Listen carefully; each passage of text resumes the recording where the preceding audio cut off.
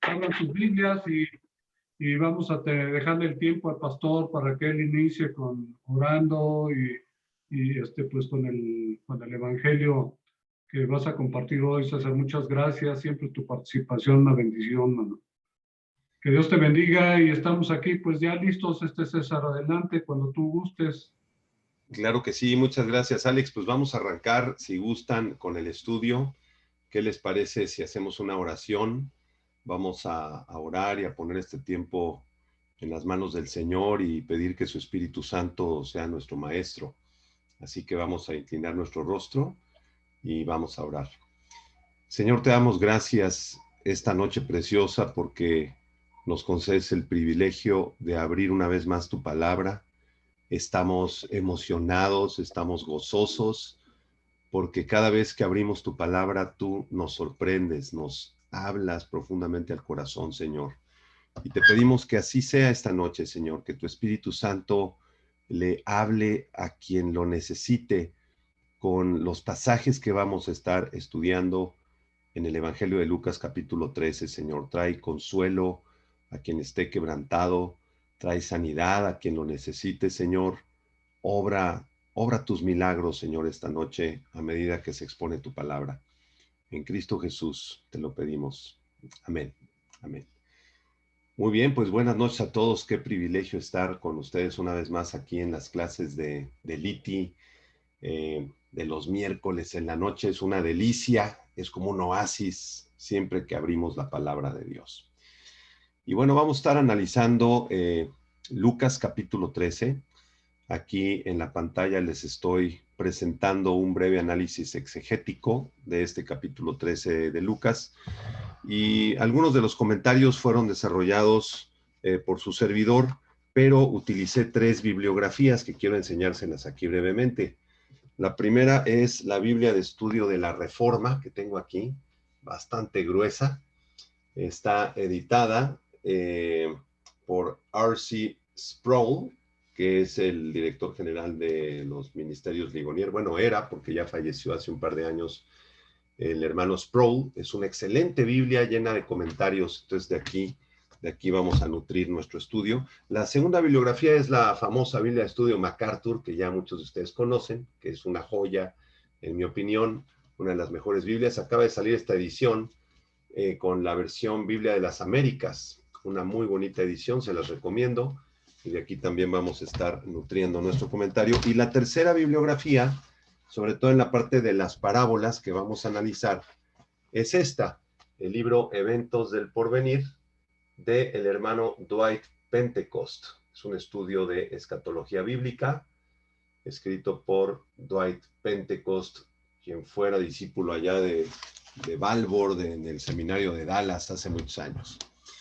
Bueno, vamos a arrancar versículo por versículo, vamos a hacer este estudio de forma exegética, expositiva. Eso significa que vamos a leer cada versículo y vamos a tratar de analizarlo y a dejar que el Señor nos explique qué significa cada versículo. Entonces vámonos a Lucas capítulo 13, abran su Biblia por ahí, a manera de bosquejo general les platico que vamos a dividirlo en varias secciones. La primera sección es arrepentíos o pereceréis, Lucas 13, desde el 1 hasta el 5.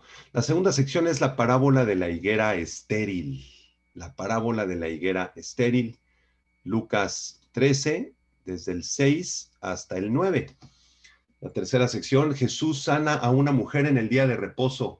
Interesantísima sección, de las más preciosas de todo el Nuevo Testamento, la sanidad de esta mujer en día de reposo. Lucas 13, 10 hasta Lucas 13, 17 es esa sección. La cuarta sección que vamos a analizar es la parábola de la semilla de mostaza, famosísima también. La parábola de la semilla de mostaza desde el versículo 18 hasta el versículo 19, 2 versículos nada más. Y después vamos a llegar a la quinta sección, la parábola de la levadura, desde el versículo 20 hasta el 21. Sexta sección, la puerta estrecha, desde el verso 22 hasta el versículo 30, una sección un poquito larga aquí. Y después la última sección, son 7 secciones. La séptima sección es el lamento de Jesús sobre Jerusalén. El lamento de Jesús sobre Jerusalén. Así vamos a bosquejar nuestro estudio, hermanos. Y posiblemente no nos alcance una hora, pero vamos a irnos despacio para no entrar en carreras ni en prisas. Y si a ustedes les parece, vamos a adentrarnos a la primera sección. Arrepentíos o pereceréis. Lucas 13, versículo 1, dice: en este mismo tiempo estaban allí algunos que le contaban acerca de los galileos, cuya sangre Pilato había mezclado con los sacrificios de ellos. Este perverso, malvado personaje en la Biblia, Pilatos, había condenado a algunos adoradores judíos. Los había condenado a muerte y lo más perverso que se le ocurrió hacer fue asesinarlos en el templo mismo, lo cual era una blasfemia tremenda, tremenda para cualquier judío. ¿Por qué hizo esto Pilatos? Bueno, posiblemente porque estos judíos pudieran haber sido del partido político de los celotes, que era contrario a Roma, era un partido político opositor, y por esa razón quizá fueron buscados y asesinados en el templo por las autoridades romanas mientras se encontraban en el proceso de ofrecer un sacrificio. Y este tipo de sucesos era constante en la antigua Jerusalén, en la antigua Israel de los tiempos de Jesús, los romanos abusando de los judíos, asesinando judíos, matando gente, persiguiendo niños, asesinando niños. Desde Herodes, ¿recuerdan cómo persiguió al Señor Jesucristo para quererlo asesinar cuando él nace en Belén? Y estos sucesos aumentaban el odio de los judíos hacia Roma, desde luego, y condujeron a la última rebelión judía, allá en el año 70, cuando el general Tito entra a Jerusalén y destroza Jerusalén, mata más de 1 millón de judíos. Así que este general Tito, comandado por su padre Tito Vespasiano, pues tenía muchas semejanzas al moderno Adolfo Hitler del siglo pasado. 1 millón de judíos asesinados. Bueno, versículo 2, vamos a ver qué pasó acá. Respondiendo Jesús les dijo: ¿pensáis que estos galileos, porque padecieron tales cosas, eran más pecadores que todos los galileos? Aparentemente había un grupo de judíos, o una idea entre los judíos, mejor dicho, de que aquellos que sufrían barbaridades o desastres naturales o asesinatos, los sufrían por ser más pecadores que los demás. Se lo merecían, ¿me entiendes? Eran tan malvados que merecían estas desgracias que les pasaban. Esa era la idea que tenían los judíos de aquel tiempo. Aquí lo apunté: muchos judíos creían que los desastres naturales y la muerte repentina eran evidencias del desagrado de Dios por ciertos pecados, que Dios era un Dios que castigaba a aquellos que cometían pecados muy escandalosos, como las palabras de Elifaz a Job. Recuerdan allá en Job capítulo 4, recapacita ahora, Job, ¿qué inocente se ha perdido? ¿Y en dónde han sido destruidos los rectos? Los rectos no les pasa nada, Job. A la gente santa, a la gente que sigue a Dios, no le pasa nada, Job, porque tú estás lleno de desgracias. Entonces, desde los tiempos de Job venía este pensamiento de que a los malos les pasan cosas malas y que Dios los juzga. Pero en realidad, aquella desgracia del asesinato de estos judíos en el templo no les ocurrió porque fueran más pecadores que otras personas. Ahorita lo vamos a ver en el versículo 3. Miren lo que dice Jesús en el verso 3. Os digo, a ustedes les digo, no, esto es incorrecto. No piensen que Dios va a juzgar a los pecadores más malvados, porque todos ustedes son pecadores por igual. No hay justo ni aun uno. Entonces Jesús les dice, no, antes, si no os arrepentís, todos pereceréis igualmente. No importa el nivel de gravedad del pecado que hayan cometido, no importa si asesinaron o no asesinaron, o eran rebeldes o no eran rebeldes. El asunto está en que si no se arrepienten, todos van a perecer igualmente. Esto es impresionante, la respuesta de Jesús. Jesús llamó a todos al arrepentimiento porque todos estaban en peligro de sufrir una destrucción repentina. A nadie se le ha garantizado tiempo suficiente como preparación antes de la muerte Así que ahora mismo es el tiempo oportuno con el que todos cuentan para arrepentirse. Ningún ser humano tiene la vida comprada. En cualquier instante, la vida puede dar un giro. La soberanía de Dios puede llamar a cuentas a cualquier persona, creyente o no creyente, y puede morir de un infarto en menos de 15 segundos, como le pasó a nuestro hermanito Jorge Navarro hace 4 años. Antes de la pandemia, llegó al ensayo del coro a las 7:30 de la mañana, aquí a la iglesia de Tlalnepantla, se estaba dando un estudio bíblico, y en ese momento le dio un infarto. Y en menos de 15 segundos, el hermanito Jorge ya estaba en la presencia de Dios. De manera que el mensaje aquí es principalmente para los judíos del tiempo de Jesús, los judíos incrédulos, y les dice, cualquiera de ustedes puede morir. Entonces, el asunto está en que ustedes se arrepientan. Arrepiéntanse, porque si no, todos perecerán igualmente. Y aquí yo cito 2 Corintios 6:2 en nuestro estudio. Miren, 2 Corintios 6:2 dice, en el tiempo aceptable te he oído, y en el día de salvación te he socorrido. He aquí ahora el tiempo aceptable, he aquí ahora el día de salvación. ¿Cuándo es el día de salvación, hermanos? Hoy, hoy. Por eso en cualquier reunión cristiana debemos llamar al pecador a que se arrepienta. No negociar con ellos y decir, bueno, mira, piénsalo, quizá pasado mañana, quizá el mes que entra, considéralo y posiblemente pudieras arrepentirte en 2 o 3 meses. Porque no sabemos si en 2 o 3 meses esa persona seguirá con vida, ¿entiendes?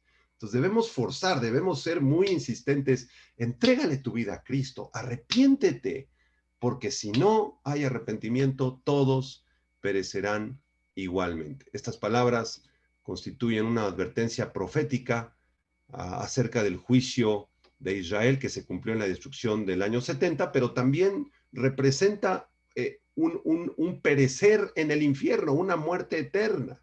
¿Sí? Muy bien, vamos al versículo 4 que ilustra exactamente lo mismo, los siguientes versículos. Vean el verso 4.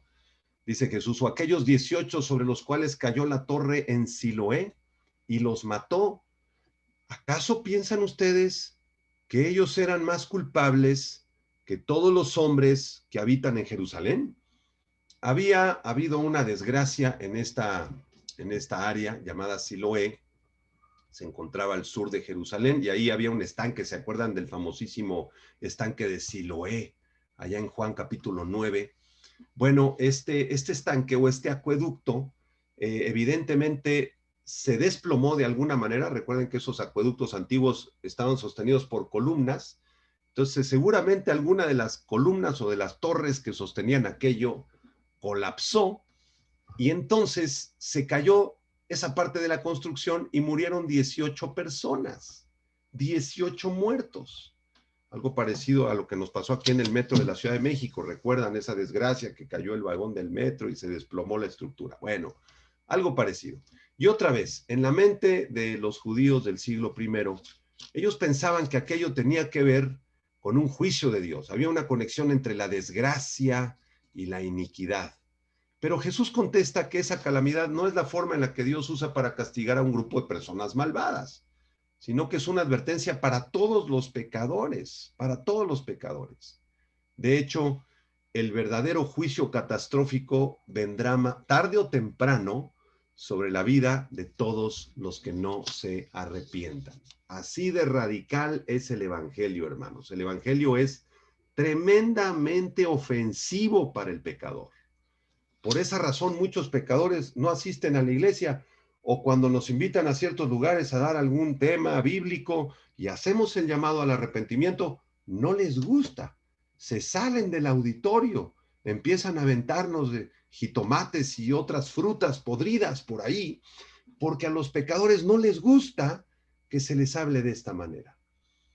Nosotros, los creyentes, tenemos de memoria la mayoría Juan 3:16, ¿verdad? ¿Cómo nos gusta ese versículo? Es hermoso.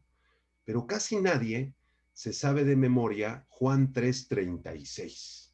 Voy a repasarlo aquí. Juan 3:36 dice, el que cree en el Hijo tiene vida eterna, pero el que rehúsa creer en el Hijo no verá la vida, sino que la ira de Dios está sobre él. la ira de Dios está sobre él. Un versículo tremendamente radical que deberíamos de predicarlo más seguido. Y lo mismo, el versículo 5, el Señor Jesucristo les dice, antes, si no os arrepentís, todos pereceréis igualmente, lo mismo que pasó con los asesinados allá por Pilatos en el templo. Entonces aquí yo creo que la clave de toda esta sección la encontramos aquí, miren, en la palabra arrepentimiento. ¿Están de acuerdo? Esta palabrita de aquí, arrepentimiento, la vamos a subrayar.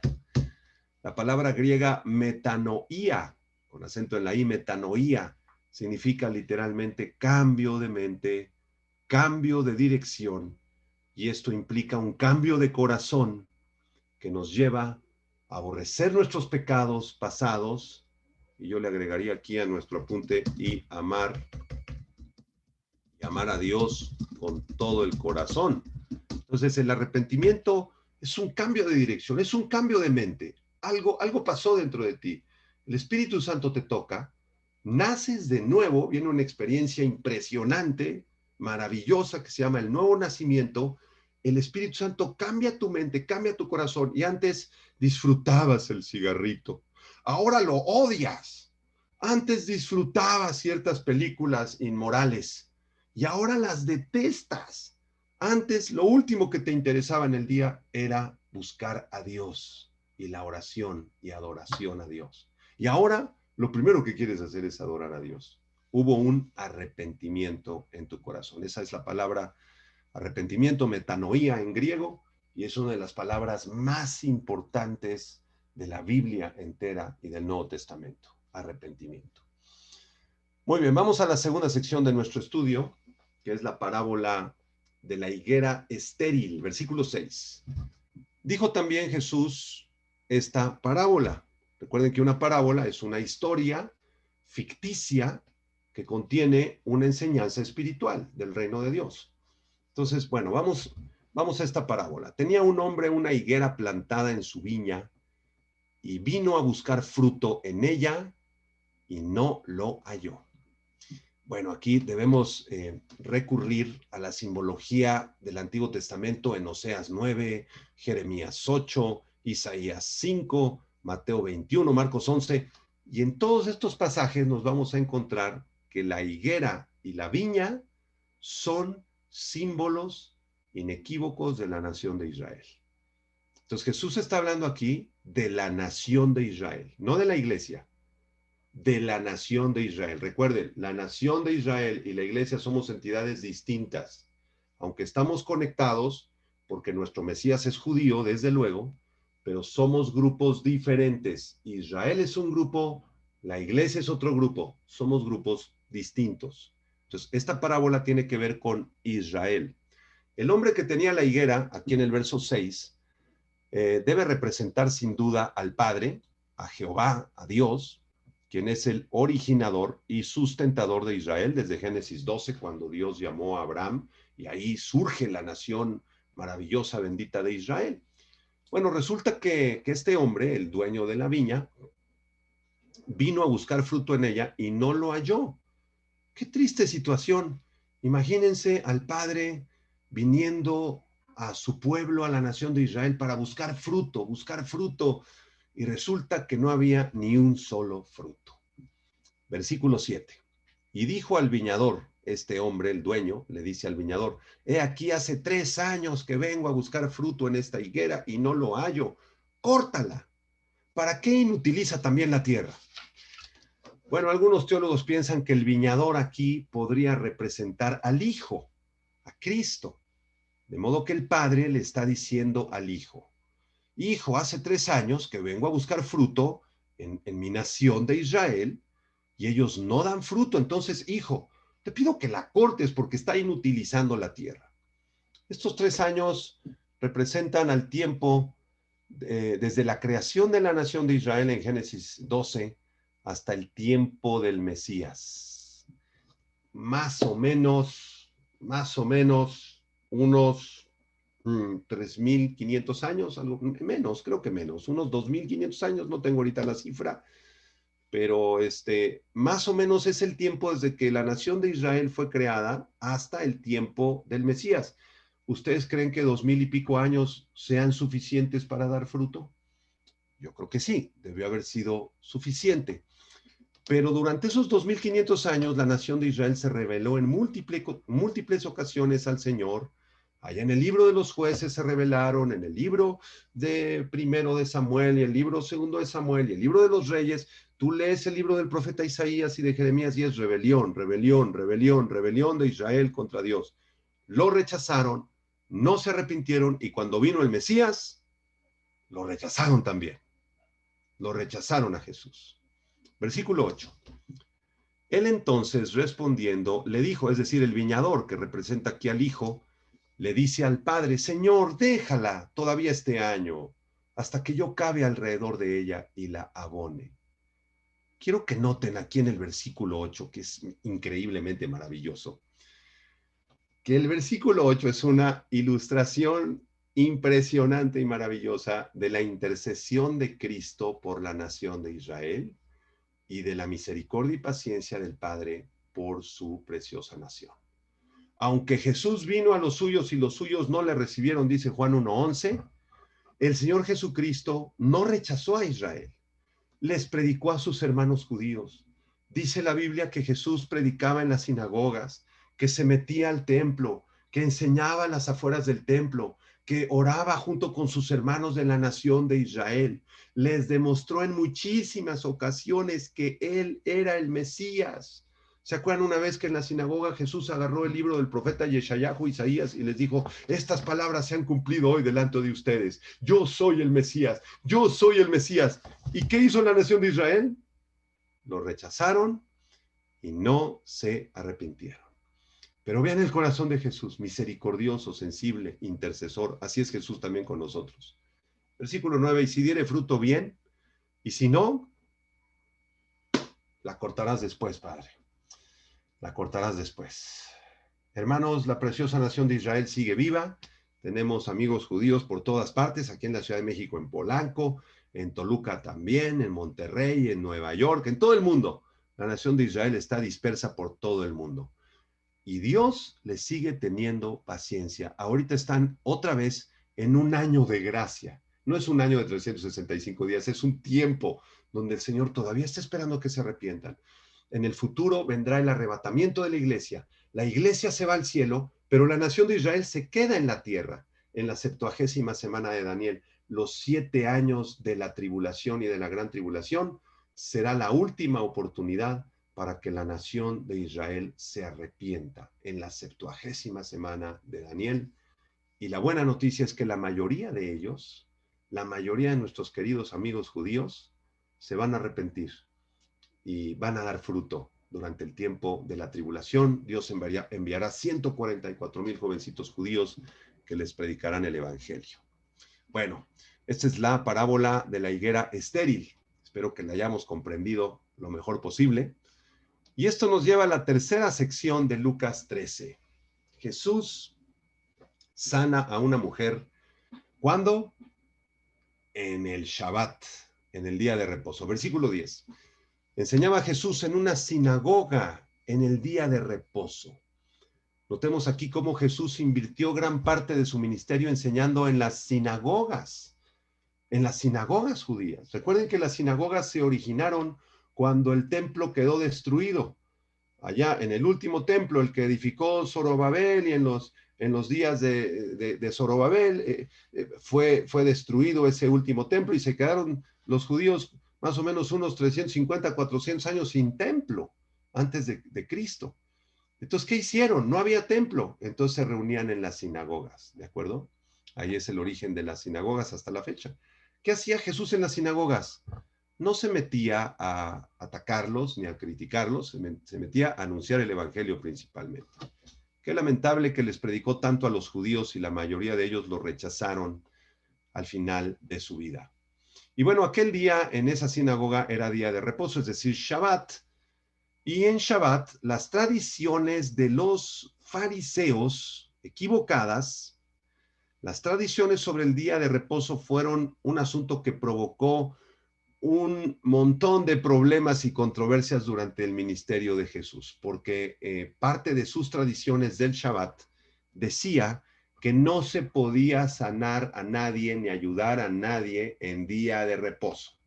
Entonces, si tú estabas en cama muriéndote, tenías que esperarte a que terminara Shabbat y entonces ya iba el doctor y te ayudaba.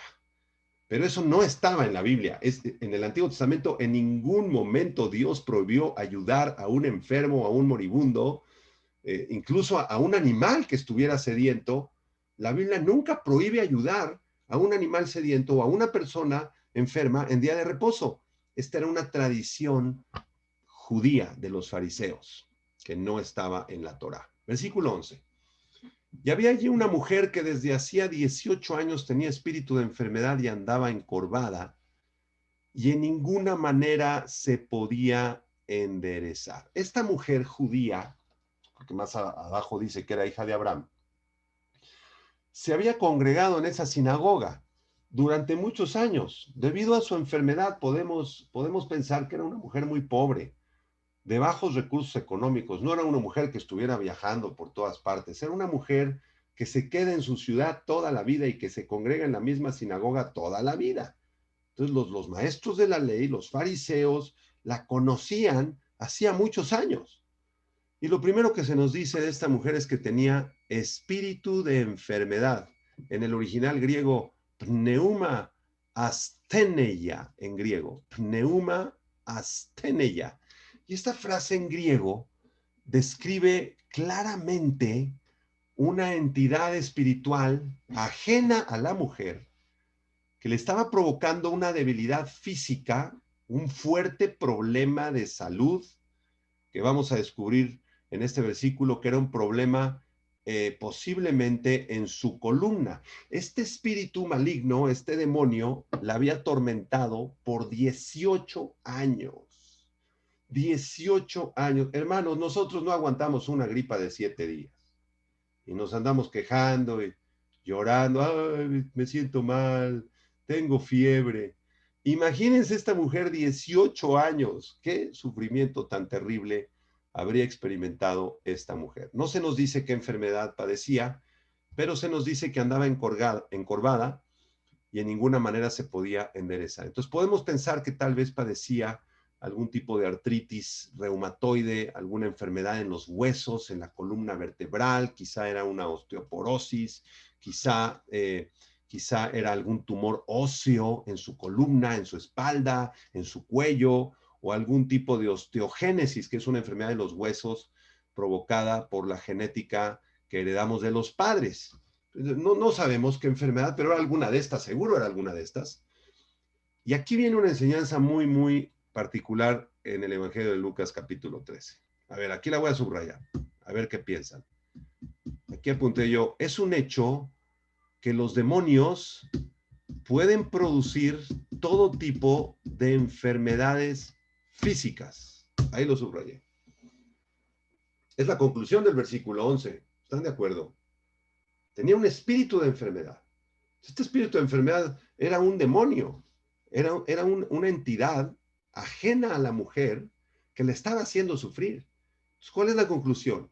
Los demonios pueden producir todo tipo de enfermedades físicas. Y hay muchos ejemplos en la Biblia, Lucas 8, Lucas 9, Lucas 11, etcétera.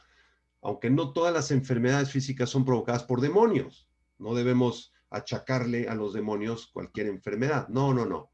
Pero muchas de ellas sí tienen su origen en opresiones diabólicas.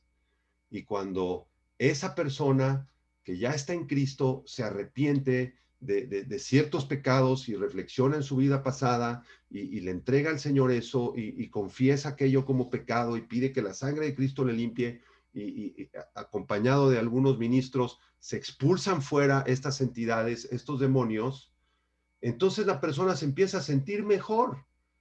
Y muchos incluso se sanan, porque algunas enfermedades, ojo, no todas, algunas enfermedades pueden ser producidas por demonios. Bueno, ¿qué pasó? Versículo 12. Cuando Jesús la vio, la llamó y le dijo, mujer, eres libre de tu enfermedad. Así de fácil. ¿Sí? Notemos cómo esta mujer no pidió sanidad alguna, como en otros casos de sanidades en la Biblia. Ella simplemente asistía a la sinagoga hacía muchísimos años y lo hacía seguramente para escuchar la palabra de Dios, porque cuando se predicaba la Torá, cuando se predicaba Génesis, Éxodo, Levítico, Salmos, seguramente ella se sentía reconfortada. Ella no pidió sanidad a Jesús, pero el que tomó la iniciativa fue el médico divino. Jesucristo decidió sanarla en su soberanía preciosa. Y aquí apunto una enseñanza también que voy a subrayar aquí en nuestro apunte. La sanidad no depende de quien la pide, sino de quien la da. Es decir, de Dios, del Señor Jesucristo. Él es el médico de médicos. Tú puedes estar muy enfermo, y de pronto el Señor decide sanarte milagrosamente, y tú, sin pedirlo, eres sanado de aquello que tenías hace 5, 10, 20 años. ¿Dónde quedó el tumor? El tumor ya no está. ¿Quién te sanó?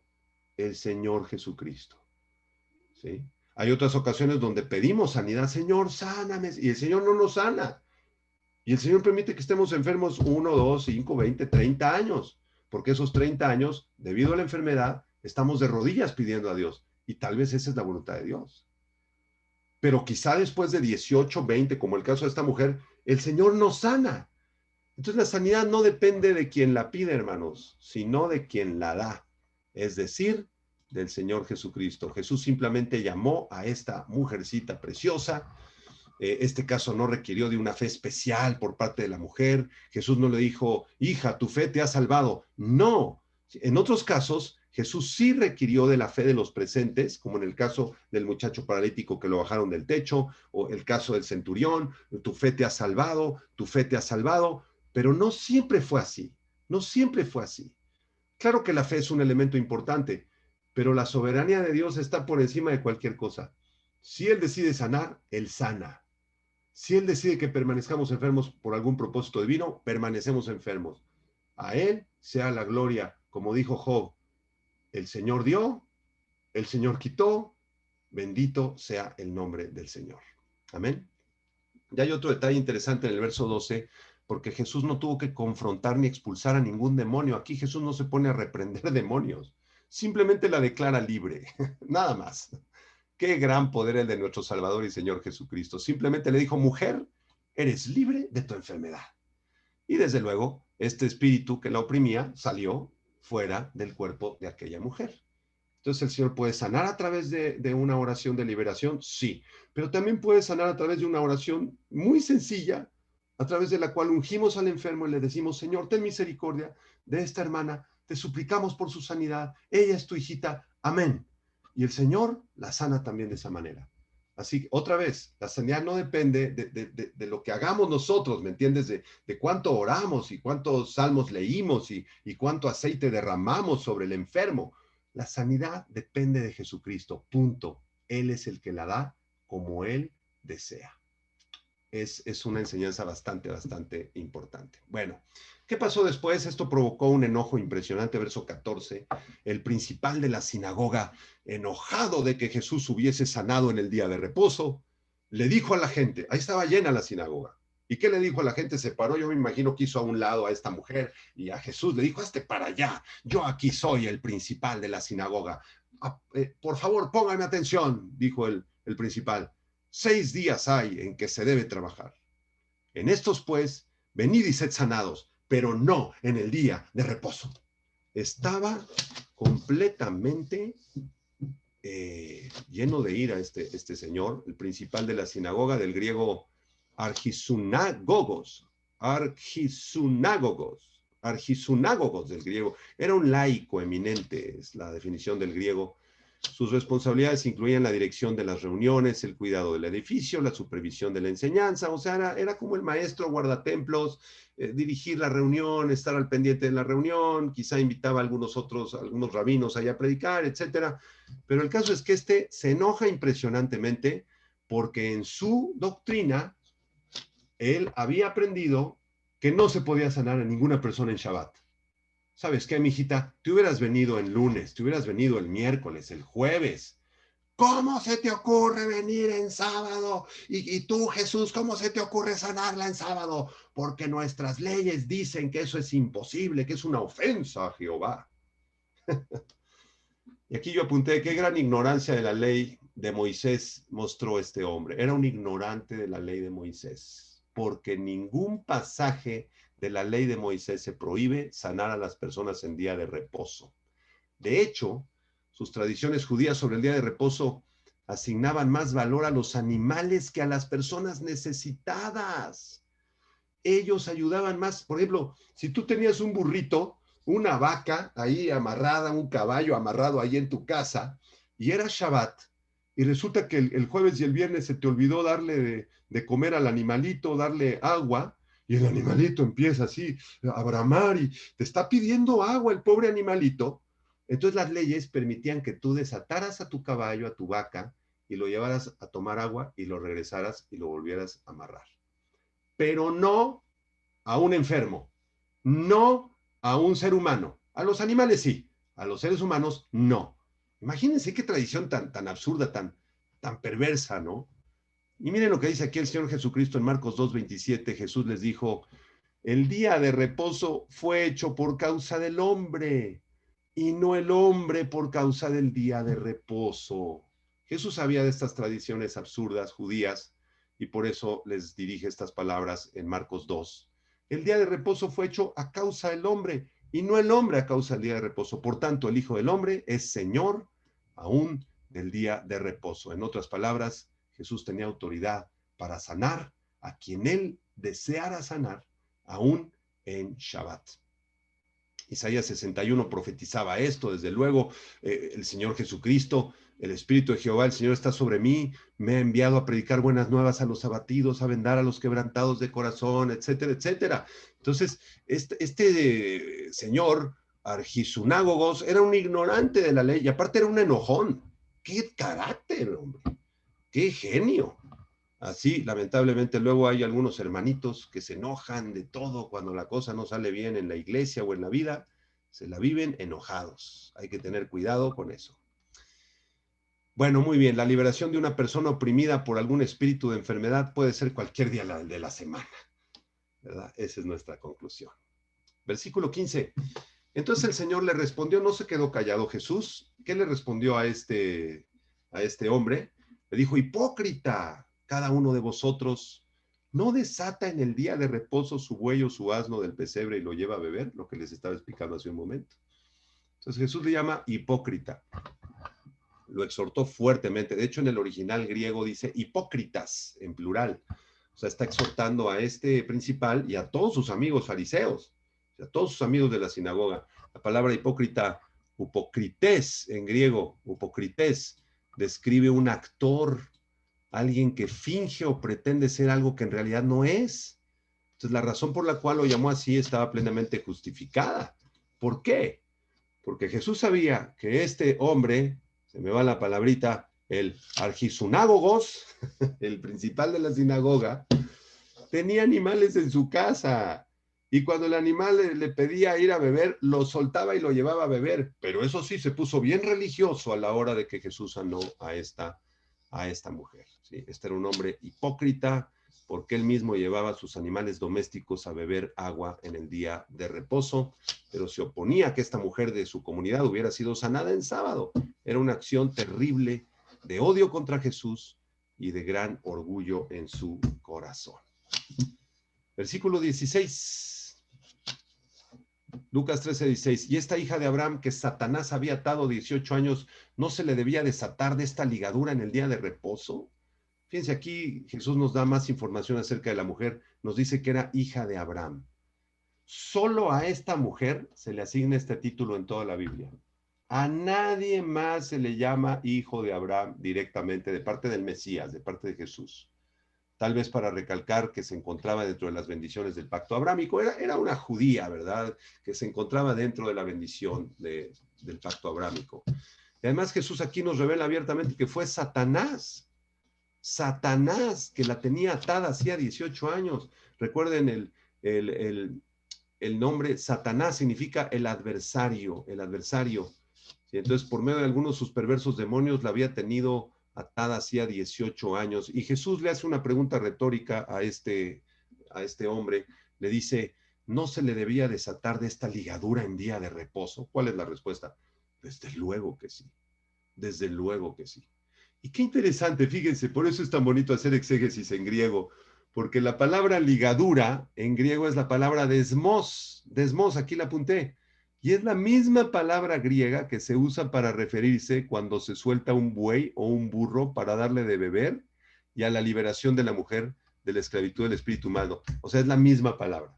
Entonces Jesús le está diciendo, así como tú liberaste, como le quitaste la ligadura y se las quitas a tus burros y a tus vacas para llevarlos a comer, también es justo que esta mujer sea liberada, que sea desatada esta ligadura en el día de reposo.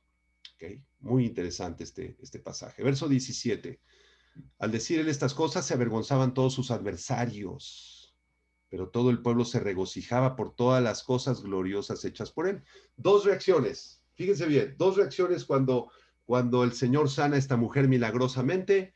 En primer lugar, vergüenza de los adversarios, del sinagogos y del que cuidaba, el principal de la sinagoga y sus compañeros, porque Jesús expuso su soberbia y su maldad. Nada más yo me imagino que agacharon la cabeza, ¿verdad? Y se salieron ahí por la puerta muy, muy avergonzados. Pero y llenos de soberbia y de odio, desde luego.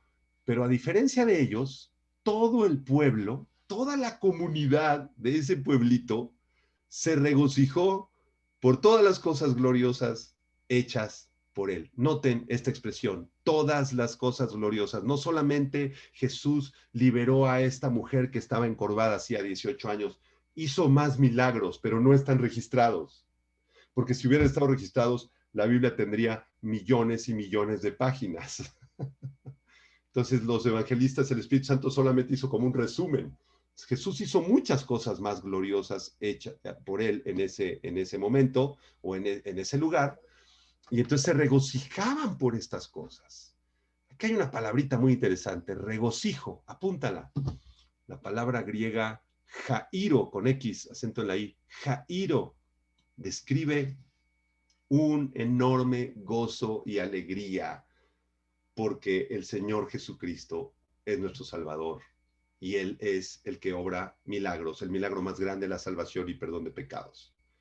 Los milagros de sanidades y de que desapareció el tumor de cáncer son milagros maravillosos, pero no se comparan para nada con el milagro de la salvación. Nunca se les olvide eso. Nunca se les olvide eso, hermanos. Ustedes son testigos de los milagros del Señor Jesucristo y el principal, tu salvación. ¿Ok? ¿Y qué debe provocar esto en nuestro corazón? El Espíritu Santo va a comenzar a empujarnos, a llenarnos con su jairo, con su gozo, su regocijo, es un gozo y alegría impresionante. Pongan en su micrófono, gracias. Entonces, este regocijo es un fruto del Espíritu. Todos debemos de estar gozosos por las maravillas grandiosas que hace Jesús. Dibujen una sonrisa, por favor, en sus rostros y denle gloria a Dios. Muy bien. Vámonos a la cuarta sección, hermanos. Tenemos todavía unos minutitos más. Versículo 18, entramos a la sección de las parábolas. Y esta sección es muy delicada, porque aquí en Lucas 13 aparecen solamente un par de parábolas de las que aparecen en el Evangelio de Mateo capítulo 13. El pasaje paralelo es Mateo 13. Entonces, Mateo 13 y Lucas 13 están las parábolas. Nada más que Mateo tiene todas las parábolas y Lucas solamente tiene dos. Voy a explicar las dos que están en Lucas, porque las de Mateo son 7 parábolas. 7 parábolas. Pero aquí vamos a ver solamente dos. Muy interesante sección. Abran sus ojos y sus oídos espirituales, porque esta sección es increíblemente interesante. Mateo 13, 18. Y dijo, seguramente ahí mismo en la sinagoga, estando en el pueblo, a la gente que estaba llena de regocijo, les dijo, ¿a qué es semejante el reino de Dios y con qué lo compararé? Qué interesante pregunta de Jesús. El Señor usaba las parábolas como ya lo dije anteriormente, para ilustrar y explicar un principio espiritual, para explicar cómo es el reino de Dios. ¿Cómo es el reino de Dios? Esta frase, reino de Dios, basileia theos, en griego, se usa de forma intercambiable en el Evangelio de Mateo con la frase reino de los cielos. ¿Han leído reino de los cielos en Mateo? Bueno, aquí en Lucas y en Marcos se nos habla del reino de Dios. Reino de Dios, reino de los cielos. La mayoría de los teólogos piensan que se refiere a lo mismo. ¿Y qué es esto del reino de los cielos o el reino de Dios? Bueno, abarca todo el dominio universal de Dios, todo el planeta Tierra y en todo el universo. Eso es, a grandes rasgos, el reino de Dios es el hecho de que Dios gobierna y reina sobre toda la creación, sobre las leyes de la física, de la química, de las matemáticas y las leyes espirituales. Él es el rey, Él es el que gobierna, Él es el que domina sobre su reino, y su reino incluye todo el universo, las cosas visibles, invisibles, etc. Pero, a ver, en el caso de estas parábolas que vamos a analizar, el reino de los cielos o el reino de Dios, aquí en Lucas, describe el progreso de la iglesia cristiana a lo largo del presente siglo. Es decir, el avance de la iglesia cristiana desde Pentecostés en el siglo I hasta que venga el arrebatamiento de la iglesia, que yo creo que sí va a ser en el siglo XXI, en los siguientes meses o próximos años. Entonces, las parábolas describen cómo es que Dios actuaría en la tierra por medio de la iglesia, de la iglesia. Es muy importante comprender esto, el reino de Dios. ¿Con qué lo compararé? Entonces Jesús usa este tipo de historias, de parábolas, para explicarnos cómo es que la iglesia se iba a desarrollar desde el siglo I hasta el siglo XXI, hasta el momento del arrebatamiento. ¿De acuerdo? Recuerden que la iglesia tuvo un inicio, hermanos. La iglesia no ha sido eterna. La iglesia inició ¿cuándo? En el día de Pentecostés, Hechos capítulo 2. ¿De acuerdo? Ahí inició la iglesia, el cuerpo de Cristo, la novia de Cristo. ¿Y cuándo se va a terminar la iglesia? ¿Cuándo va a terminar su tiempo aquí en la tierra? En el arrebatamiento. Cuando el Señor nos lleve con él al cielo, 1 Tesalonicenses 4, se cierra el arca, se cierra el tiempo de la iglesia. Antes de Pentecostés no había iglesia. Después del arrebatamiento ya no habrá más iglesia en la tierra, estará en el cielo. ¿De acuerdo? El número de los escogidos para la iglesia es limitado.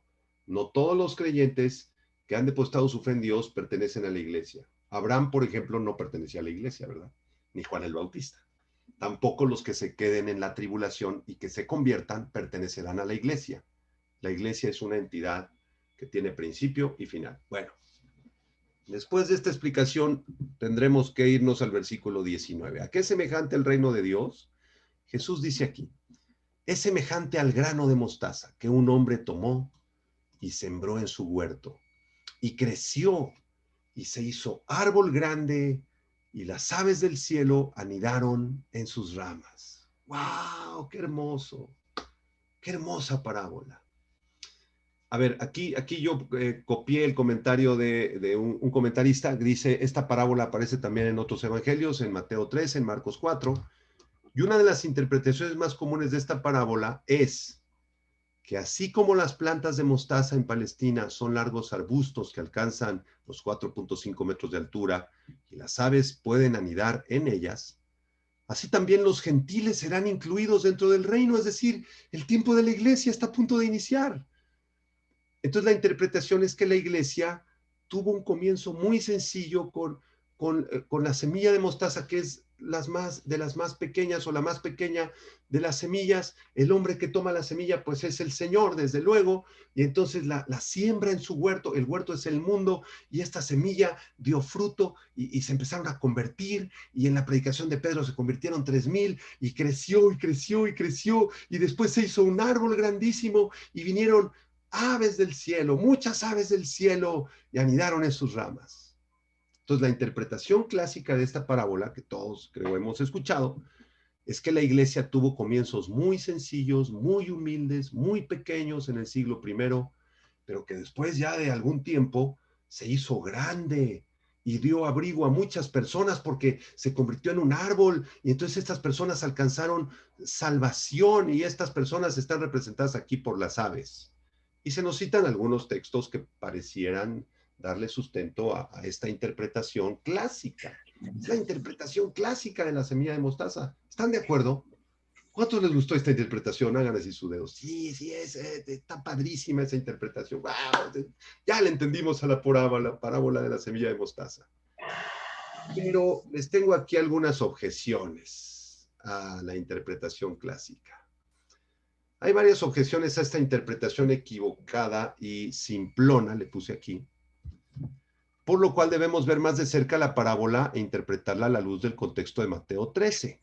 Aquí van mis objeciones. A ver, mis teólogos del Instituto Teológico Internacional. Se vale objetar, ¿eh? Ahí en el chat pónganme si piensan que esto es equivocado. Pero la primera observación que yo les hago a esta interpretación clásica es que las plantas de mostaza, pónganle mute por favor a su dispositivo.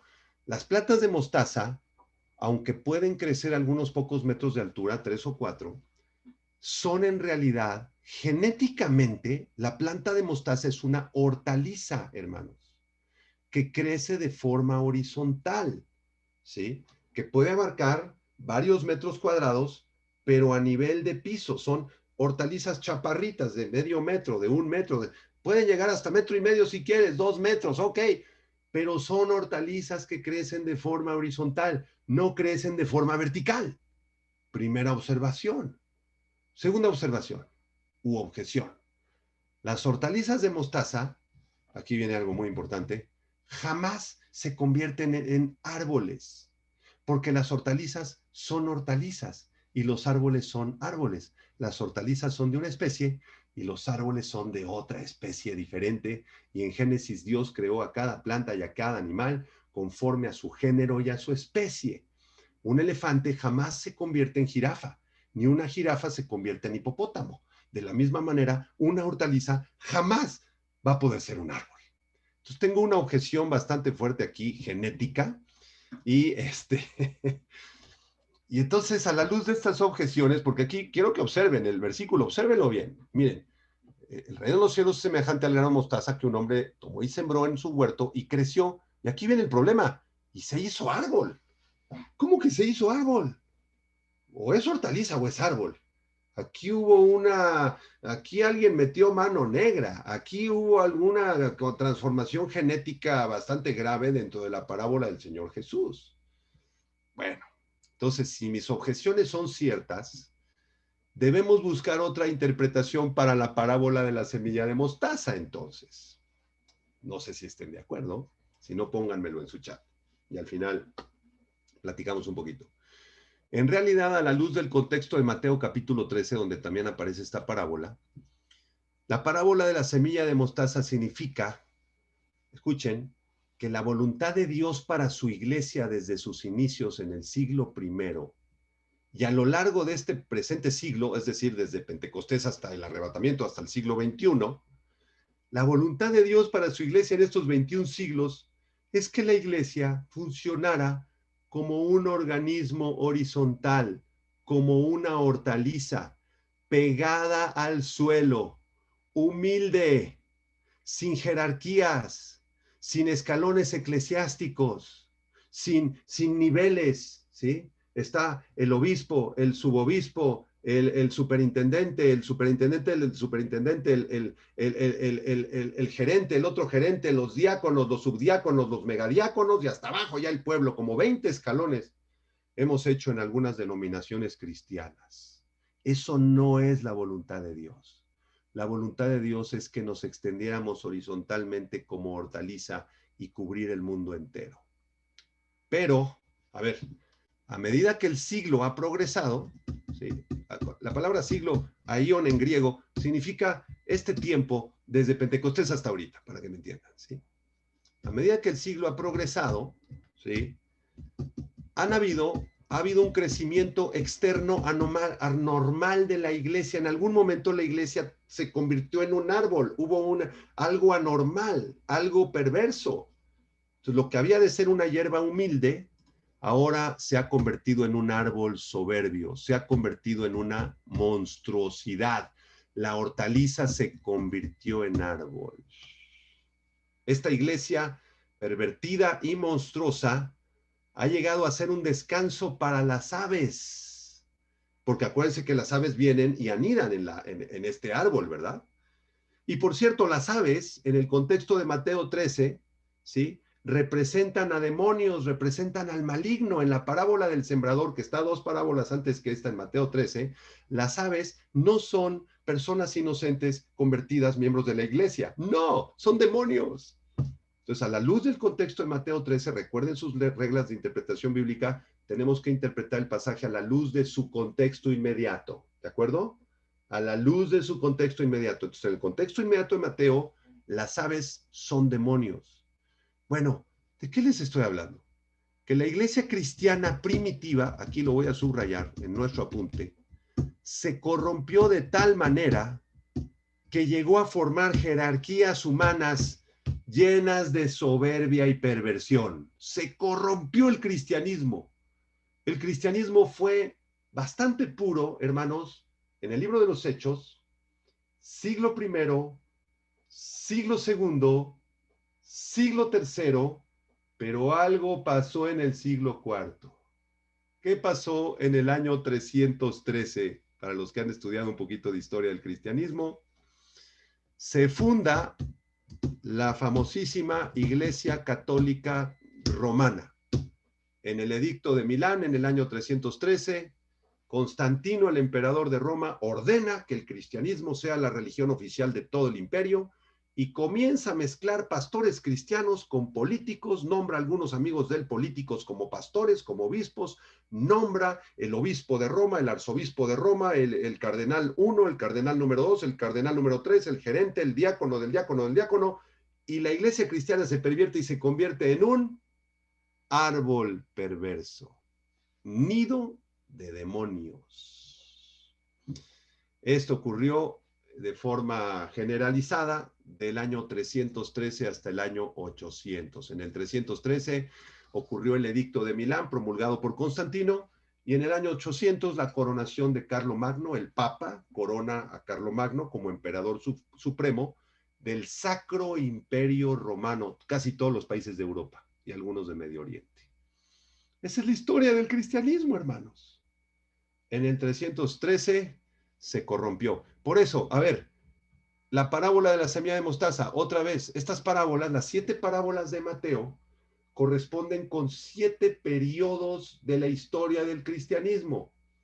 Ahorita ya no vamos a ver eso porque no es el tema. En otra ocasión quizás se los explicaré y los estudiantes de maestría y doctorado ya han analizado esto profundamente en profecía. Entonces, esta parábola, que es una de las 7, corresponde al periodo del año 313 al 800, cuando la iglesia cristiana, de ser una hortaliza, se convierte en un árbol torcido. Desde luego, siempre ha habido un remanente que permaneció hasta abajo. ¿Cuál es el mensaje para nosotros, hermanos? Por favor, te lo suplico, en el nombre de Jesús, permanece humilde. Humíllate delante del Señor. Si ocupas un puesto muy humilde en la iglesia y te toca limpiar las sillas, las bancas, gloria a Dios por ese lugar que Dios te concedió. Si ocupas un puesto privilegiado y eres pastor y ya escribiste 30 libros, gloria a Dios. No eres más que el que lava las bancas. ¿Ok? En la iglesia no hay jerarquías, no hay escalones, hermanos.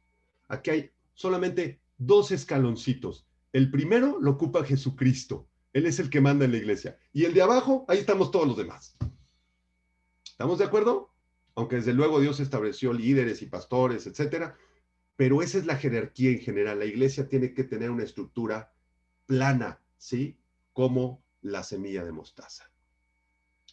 Bueno, alguna objeción que ustedes tengan, pónganla en el chat. Quizá muchos se inclinan por la primera explicación de que la semilla de mostaza es la iglesia y creció y bien bonito, los árboles y los animalitos, los pajaritos son todos los cristianos. No, hermanos, esa es una interpretación equivocada y demasiado simplona, le puse yo. Bueno, número 5. Todavía tenemos, ¿cuánto tenemos? 10 minutos. ¿Le seguimos? Levanten su mano así si quieren que le sigamos, o si no, ya aquí le paramos. ¿Le seguimos, sale, vale. Me gusta que sean estudiantes comprometidos, aleluya. Vámonos a la parábola de la levadura, Lucas 13:20. Esta es la segunda parábola. ¿Ok? Volvió a decir Jesús, ¿a qué compararé el reino de Dios? Es semejante a la levadura que una mujer tomó y escondió en 3 medidas de harina, hasta que todo hubo fermentado. Ok. La interpretación clásica de la parábola de la levadura nos la da este comentarista. Se los voy a leer. Aquí el reino es retratado como levadura, multiplicando y penetrando calladamente todo lo que entra en contacto con ella.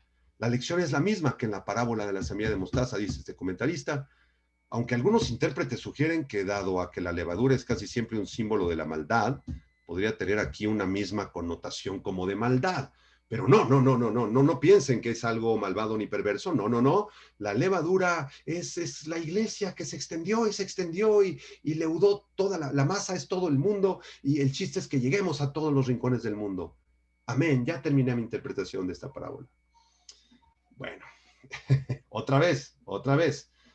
Yo presento varias objeciones a esa interpretación muy simple, muy simplona y poco teológica. ¿Por qué? ¿Cuáles son mis objeciones? Aquí tengo 3 objeciones a la interpretación de que la levadura es el evangelio y que se va a extender en todo el mundo y todos somos muy felices. 3 objeciones. Número 1, la levadura en la Biblia siempre, no algunas veces, siempre se utiliza como símbolo del pecado y de la maldad. ¿Okay?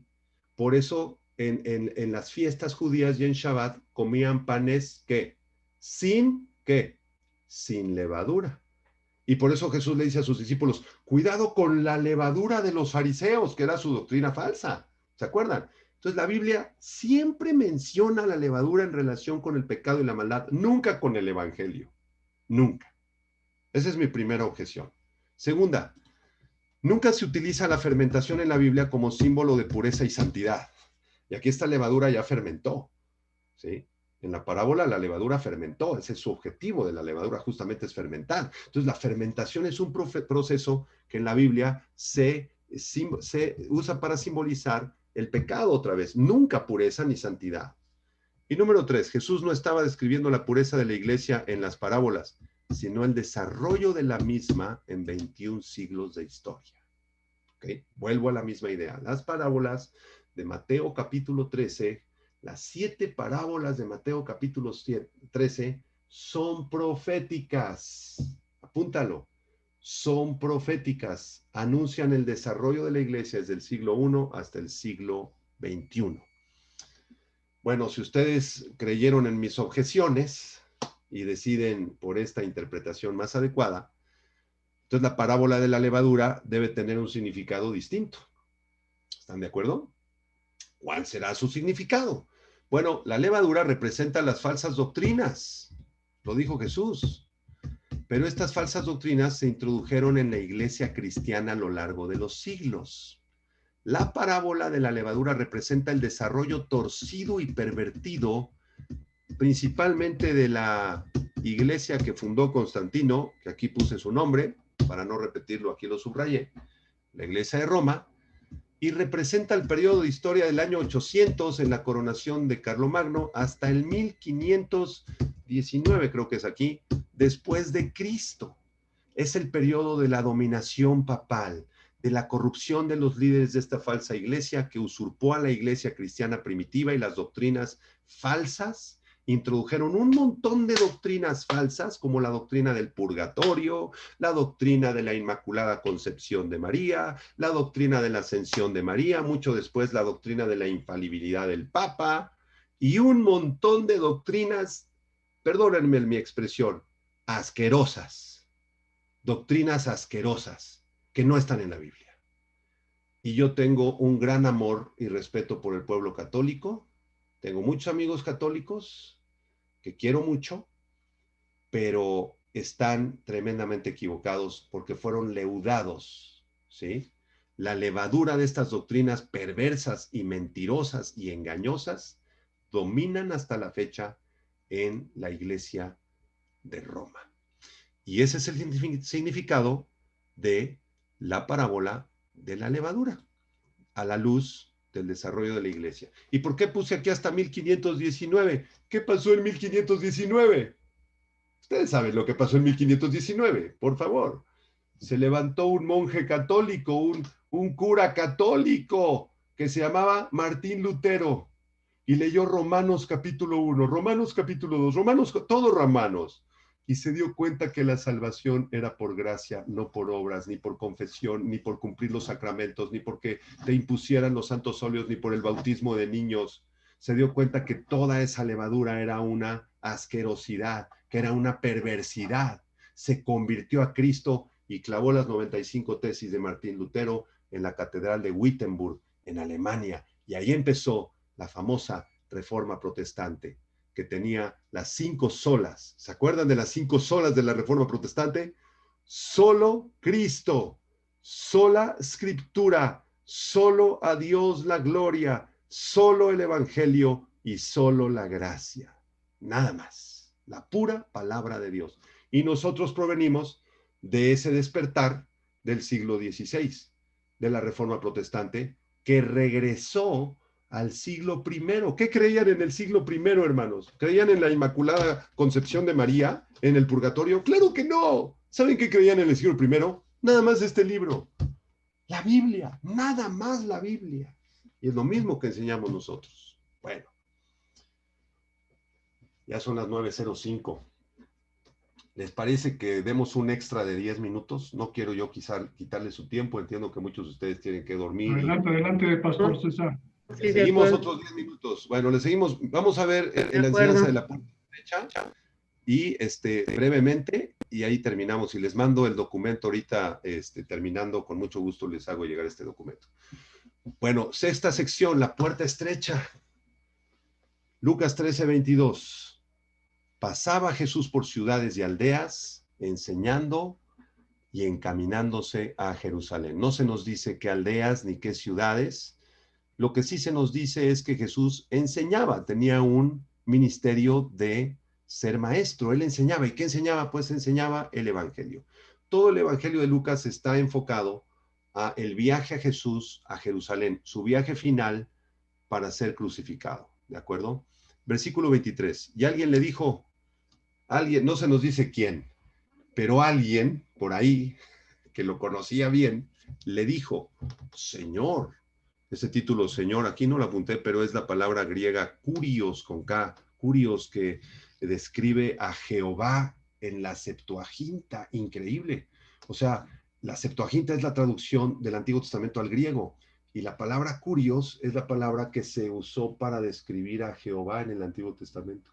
Así que aquí esta persona, de forma quizá sin quererlo, le está llamando al Señor Dios. Tú eres el kurios, tú eres kurios. ¿Y cuál era la pregunta de esta persona? Señor, ¿son pocos los que se salvan? ¿Son pocos los que se salvan? Era una pregunta retórica, desde luego que son pocos los que se salvan. Pero aquí yo me pregunto, ¿por qué le preguntó esto a Jesús esta persona? ¿Por qué? Encuentro 4 respuestas breves. Número 1, porque las grandes multitudes que seguían al Señor Jesús se habían reducido a un puñadito de seguidores fieles. ¿Sí? De multitudes a unos poquitos. Número 2, porque aunque todavía se acercaban muchedumbres para oírlo y para ver qué podían sacar de él, muchos se acercaban a él para ser sanados o para comer, el número de seguidores comprometidos era cada vez menor. Subrayen esto, porque esto es lo mismo que pasa en la iglesia hoy. El número de seguidores comprometidos era cada vez menor. 3, los mensajes de Cristo parecían estar diseñados para desalentar a los religiosos extremos y tiros de corazón. O sea, Cristo no decía, los amo a todos, hijitos, y todos van a ir al cielo. No, era todo lo contrario. Hipócritas, fariseos, la puerta es estrecha. ¿Sí? Entonces el mensaje de Cristo era confrontador, era ofensivo. Y número 4, Jesús mismo había declarado que el camino era tan angosto que pocos podrían hallarlo, ¿no? Mateo 7:14. Esto contradecía la creencia de que todos los judíos, por ser hijos de Abraham, se salvarían, con excepción de los publicanos y algunos otros pecadores. Fíjense, nuestros amigos judíos de la nación de Israel piensan que ellos son los únicos que se van a salvar hasta la fecha. Tú le preguntas a un judío, oiga, ¿usted va a ir al seno de Abraham o al Hades? No. Yo voy a ir al seno de Abraham. Claro que voy a ir al seno. Oiga, ¿y por qué? ¿Cómo sabe usted que va a ir al seno de Abraham, al paraíso cuando usted muera? Porque yo soy hijo de Abraham. Entonces, por genética, soy salvo. La nación de Israel piensa que por su genética, por traer genes de Abraham, son salvos. Pero la Biblia enseña que la salvación no es por genética, sino que es por gracia. Y bueno, el verso 24 es un verso muy profundo, muy interesante. Vamos a intentar explicarlo. Lucas 13:24. Esforzaos, dice Jesús, a entrar por la puerta angosta, porque os digo que muchos procurarán entrar y no podrán. Aquí definitivamente tenemos que hacer más exégesis, tenemos que meter más la lupa. La palabra esforzarse. Jesús dice, esfuércense por entrar por la puerta angosta. La palabra esforzarse, agonizomai en griego, significa pelear arduamente, con valor, contra los adversarios, contra las dificultades y contra los peligros. ¿Ok? De ahí viene la palabra castellana agonizar, que en este caso no quiere decir estar muriendo, sino estar luchando hasta completar la carrera, hasta ganar la medalla, ¿sí? Era una palabra que se ocupaba en las Olimpiadas. Entonces se decía que los atletas que ganaban el oro, la medalla olímpica, eran agonizomai, o sea que ellos agonizaban, peleaban, daban todo con tal de ganar la medalla. Esa es la idea de Jesús. Jesús nos dice, esfuércense a entrar por la puerta angosta. Y aquí tenemos que ser muy cuidadosos. Vamos a ver. La puerta angosta no puede representar aquí la salvación que Dios da en el momento del nuevo nacimiento. Porque si la puerta angosta representara aquí la salvación en el momento del nuevo nacimiento, entonces la salvación sería por nuestro agonizomai. No sé si me expliqué. Sería por tu esfuerzo. Porque Jesús está diciendo, esfuérzate, agonízame por entrar a la puerta. Si la puerta es la salvación, entonces yo entré a la puerta por mis esfuerzos, por mis obras, y la salvación sería por obras. Pero en todo el Evangelio y en las cartas de Pablo y en toda la Biblia, encontramos que la salvación no es por obras, es por gracia, ¿sí?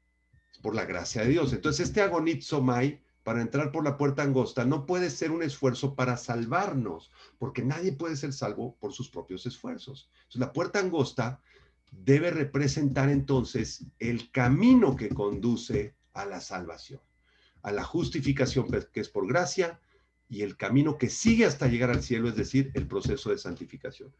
En otras palabras, la puerta angosta no es en sí la salvación, porque es por gracia la salvación, pero sí es el camino que conduce hacia. ¿Sí me entiendes?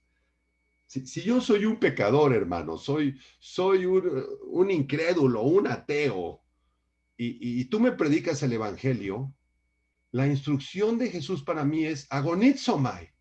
Escúchalo, arrepiéntete. Sí quiero arrepentirme. Sí, Señor, Todavía no soy salvo, ¿eh?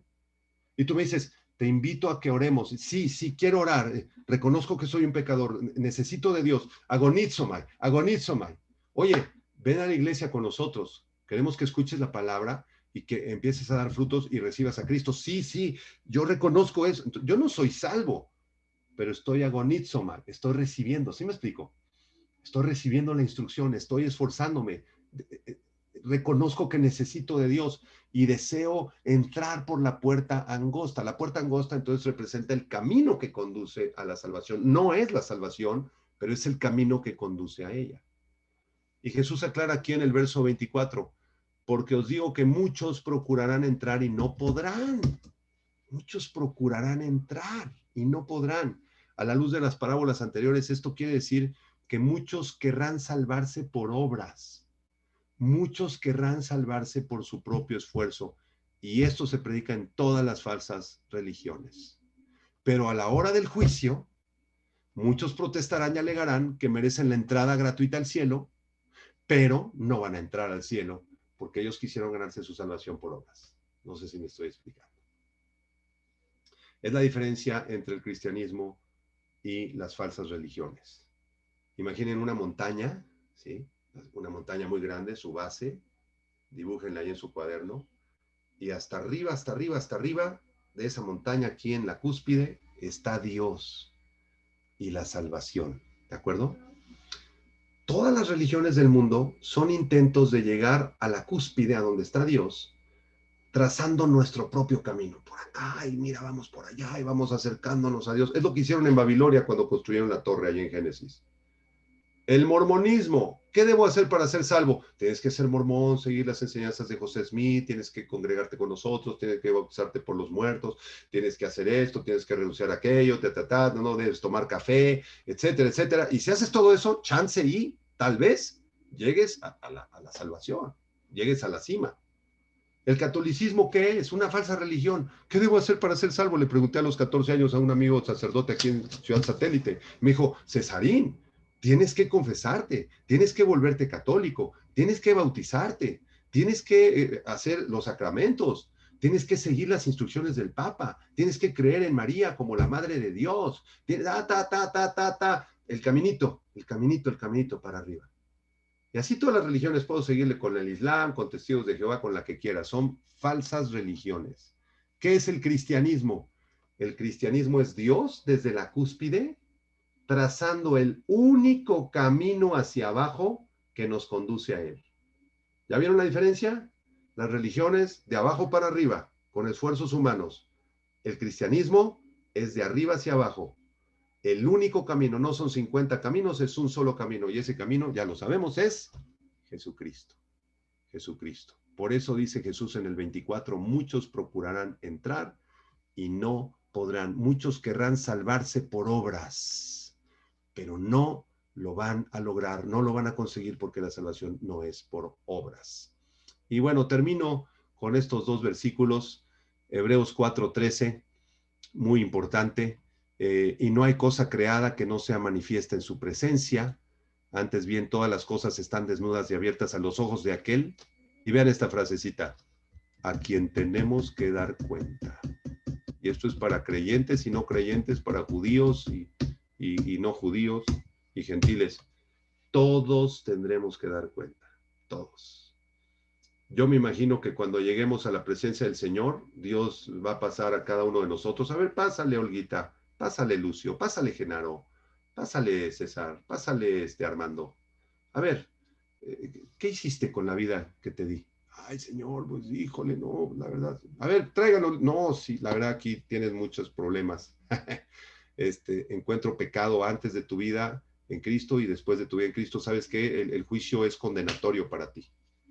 Pero en ese momento va a aparecer por ahí un abogado, como dice 1 Juan 2, abogado tenemos para con el Padre a Cristo, y va a decir, sí, Padre, sí es cierto, sí, es culpable, Norberto es culpable, Ara, Olga, Carlos, sí, pero yo pagué por ellos, yo pagué por su culpabilidad, Padre, yo llevé sus pecados. El Padre nos va a ver a través del Hijo y nos va a decir, buen siervo y fiel, sobre poco has sido fiel, sobre mucho te pondré, entra en el gozo de tu Señor. Nuestra salvación no es por ninguna buena obra que hiciste, hermano. Incluso ya estando en Cristo, a veces nos jactamos, hermano, vengo de viaje misionero, se ganaron 700 almas, hermano, yo he fundado 400 iglesias, he escrito 25 libros de teología, hermano. La verdad, yo sí, honestamente, merezco, desde luego, entrar al cielo. Esas cosas son trapos de inmundicia. Solo que las hayas hecho con el motivo correcto, recibirás algunas coronas en el tribunal de Cristo, pero la verdad es que la salvación no es por ninguna buena obra que hicimos, simplemente es por los méritos del Señor Jesucristo. Amados, Voy a dejar de compartir pantalla. Podríamos seguirle aquí hasta las 12 de la noche, ¿verdad? Pero les prometo enviar este documento, se lo voy a enviar a Alejandrita ahorita terminando, terminando la sesión, ¿sí? Aquí hay algunos comentarios que pusieron en el chat, hasta ahorita los estoy viendo. Gustavo Lemus, gracias por aclararnos ahí en el griego, pneuma asteneia, la enfermedad de esta mujer, la expulsión de demonios. Aquí Gus nos pone, o sea que la iglesia se va a pervertir de modo tal que hasta los demonios se muevan tranquilamente entre ellas. Claro, claro que sí, Gustavo, como lo vemos en todas las falsas religiones, están llenas de estas aves, ¿verdad? Malignas, que son precisamente demonios, ¿no? Patricia nos pone, hay milagros que nos parecen pequeños y milagros que nos parecen grandes. El tamaño no define el milagro, sino su procedencia. El milagro siempre germinará desde el plano espiritual. La semilla de mostaza es un grano minúsculo que luego de ser sembrado se transforma en un arbusto enorme. El Señor la usa en su comparación porque es una cosa diminuta a la cual asombrosamente brota algo abundante. Ok, muy bien. Y bueno, ahí pusieron más comentarios, ¿verdad? Pastor Yasmín, ¿verdad que no todas las religiones llegan a Dios? No, ninguna religión llega a Dios, Yasmín. Ninguna. Los únicos que tienen posibilidad de llegar a Dios son aquellos que han depositado su fe y su confianza en Cristo y les ha sido entregado el milagro maravilloso del nuevo nacimiento, del cual haríamos bien en predicar mucho más. Entonces, si Dios te ha concedido el milagro del nuevo nacimiento, Él es el que trazó el camino del cielo a la tierra a través de Cristo, y solamente en Cristo hay salvación. No hay ningún intercesor entre Dios y los hombres más que Jesucristo. Entonces, lo dijiste muy bien, Yasmín. Ninguna religión nos puede salvar. Y sí, estaba completamente segura, pero solamente quería confirmarlo con usted.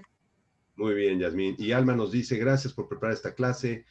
Al contrario, gracias a Dios, Alma. Es un privilegio haber estado con todos ustedes y prometo ahorita pasarlo a PDF y enviárselos con todo cariño para que ustedes vean. Nos faltaron como unos 8 versículos nada más, entonces repásenlos en casa, ahí están los comentarios. Y bueno, hasta aquí quedamos con nuestra clase. ¿Nos despedimos en oración, Alex? Sí, cómo no, César, adelante. Claro que sí, vamos a orar, hermanos. Padre, gracias te damos por nuestro rector, el doctor Alejandro Alducin, Señor, fundador de Vida Nueva y del Instituto. Gracias por su vida, por la de Maries, por la de sus hijos. Gracias, Señor, porque tenemos un instituto a través del cual podemos aprender más de tu palabra, profundizar más en tu palabra y conocerte más, Señor. Bendice a todos los estudiantes desde el primer año hasta el doctorado, Señor.